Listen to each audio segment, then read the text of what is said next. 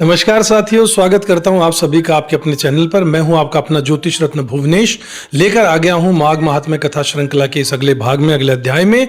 पिछले अध्याय में हमने सुना कि कुंडल और विकुंडल दो भाई अपने विपरीत कर्मों से एक नरक को और दूसरा स्वर्ग को पहुंच गया। विकुंडल को याद दिलाया गया कि उसने माघ मास में यमुना में 2 बार स्नान किया था और उसी पुण्य से उसे स्वर्ग मिला, उसके सारे पाप कट गए। तब उसने पूछा कि हे दूतों, कौन कौन से कर्म मनुष्य को यमलोक से बचा लेते हैं? यमदूत ने कहा कि जो काया, वाचा और मन से किसी को दुख नहीं देता वो यमलोक नहीं देखता। अहिंसा ही सबसे बड़ा धर्म है, यही मोक्ष का मार्ग है।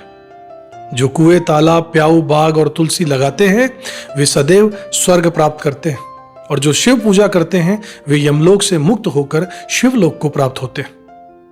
यमदूत कहने लगे कि मध्याह्न के समय आया अतिथि वेद पाठी हो या कोई साधारण मनुष्य या पापी, कोई भी हो, ब्रह्म के समान है। जो रात्रि के थके हुए भूखे ब्राह्मण द्वार पर आए यात्रियों को अन्न जल देता है, वो मध्याह्न के समय जिसके घर आया हुआ अतिथि निराश होकर नहीं जाता, वो स्वर्ग का वासी होगा ही होगा। अतिथि बराबर कोई धन संपत्ति तथा हित नहीं होता है। बहुत से राजा की मुनि अतिथि सत्कार से ब्रह्मलोक को प्राप्त हुए। जो एक समय आलस्य से भी अतिथि को भोजन करा दे वो यमद्वार नहीं देखता। केसरी ध्वज से वैवस्वत देव ने कहा कि जो कोई इस कर्म भूमि मृत्यु लोक से स्वर्ग लोक जाने की इच्छा रखता है वो अन्न का दान करे। दूत कहता है कि यमराज कहते हैं कि अन्न के बराबर दूसरा और कोई दान नहीं है। जो गर्मियों में जल, सर्दी में ईंधन और सदैव अन्न का दान करते हैं वो कभी भी यम के दुख नहीं उठाते। जो अपने किए हुए पापों का प्रायश्चित करता है वो नरक को नहीं जाता। जो काया, वाचा और मन से किए गए पापों का प्रायश्चित करता है वह देव और गंधर्व से सेवित शुभ लोक को प्राप्त होता है।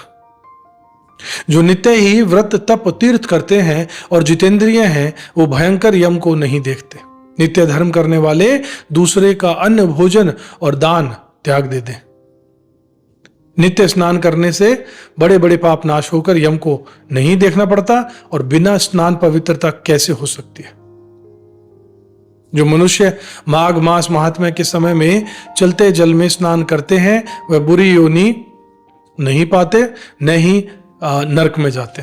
माघ मास में प्रातः स्नान करने वाले पुरुष मनुष्यों को नियम पूर्वक तिल पात्र और तिल कमल का दान करना चाहिए। यमदूत कहते हैं कि हे विकुंडल, पृथ्वी, सेना, गौ आदि परम दान करने वाले स्वर्ग से नहीं लौटते। बुद्धिमान पुण्यतिथियों, व्यतिपात, संक्रांति आदि को थोड़ा सा दान करके भी बुरी गति को नहीं प्राप्त होगा। सत्यवादी, मौन रहने वाला, मीठा बोलने वाला, क्षमाशील, नीतिवान, किसी की निंदा न करने वाला, सब प्राणियों पर दया करने वाला, पराये धन को तृण के समान समझने वाला, ऐसे व्यक्ति को नरक को भी नहीं भोगना चाहिए। इति श्री पद्म पुराणांतर्गत नवोध्याय समाप्त, यानी 9वें अध्याय की यहां पर समाप्ति होती है साथियों।